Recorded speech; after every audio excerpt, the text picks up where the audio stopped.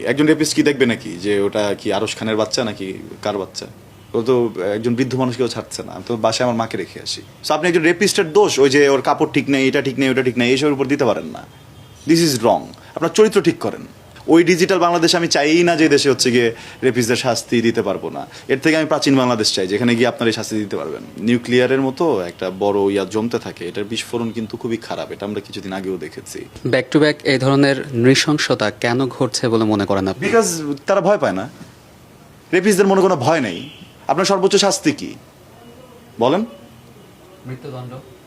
রেপিস্টদের বাংলাদেশে আইনে কি মৃত্যুদণ্ড সর্বোচ্চ শাস্তি? না তো, যাবজ্জীবন সর্বোচ্চ শাস্তি। If I am not wrong, আমি রং হলে আমাকে আপনি করতে পারেন। তো এখানে ভয়টা কোথায় আছে?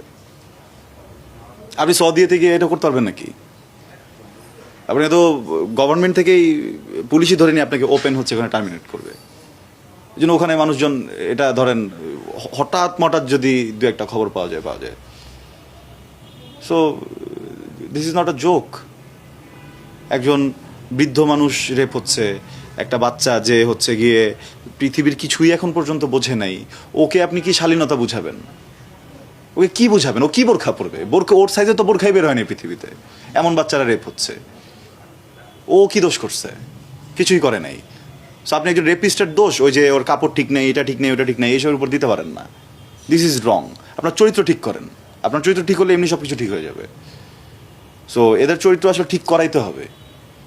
এটা ঠিক করাইতে হবে। এটার জন্য যদি ওই মধ্যযুগে ফেরত গিয়ে ওটা আনতে হয়, ওটা আনতে হবে। প্রাচীন যুগে যাইতে হবে, কিচ্ছু যায় আসে না।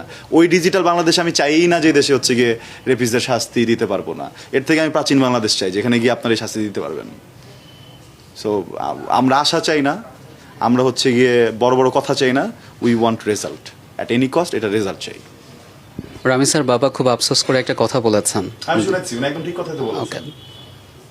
আমি সেটাও শুনেছি, এই জন্যই বললাম যে আমাদের তো বিশ্বাসের জায়গা হারিয়ে যাচ্ছে। সো এটা উচিত যে এই জায়গাগুলোকে স্ট্রিক্টলি হ্যান্ডেল করা। আমরা যেন প্রশাসনকে বিশ্বাস করতে পারি, আমরা যেন গভর্নমেন্টকে বিশ্বাস করতে পারি। গভর্নমেন্ট যদি বলে যে আমরা এটার ব্যবস্থা নিব, আমরা যেন মানে এটা একদম পূর্ণ নিশ্চিত থাকতে পারি যে আসলে এটা ব্যবস্থা নেওয়া হবে।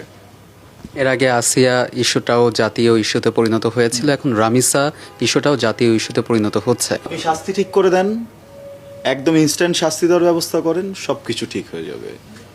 আমরা সবসময় ওই টিচারের হোমওয়ার্ক করে যেতাম সবার আগে, যে টিচার আমি জানি যে হোমওয়ার্ক করি না, জানা মাত্র ব্যাদ দিয়ে হচ্ছে 5টা বাড়ি দিবে। নাগরিক হিসেবে এটা কতটুকু হতাশাজনক যে একটা ইস্যু আসে আর একটা ইস্যু ধামাচাপা পড়ে যায়?